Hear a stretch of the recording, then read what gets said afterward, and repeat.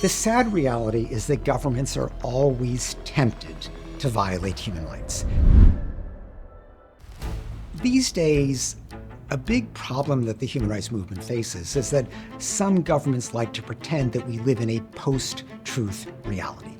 They like to pretend that if they just spew disinformation, if they spin, that they can somehow avoid public scrutiny. That's wrong.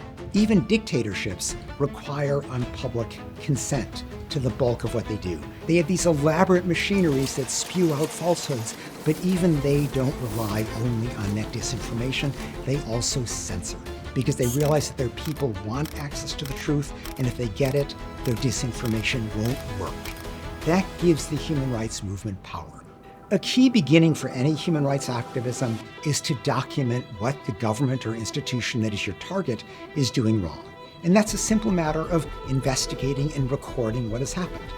Build a clear record of the misconduct. And once you have that, you can shine that up against the pretenses, the claims of decent behavior that the government or institution makes. Every government, every institution has to pretend to respect human rights. So if we want to move a government, we have to begin by moving ourselves, by building our public sense of right and wrong that governments ignore at their peril. To defend human rights, obviously one can go on the streets, one can protest, one can write letters, but in many ways the most important thing to do is to just express your views about what a government is doing.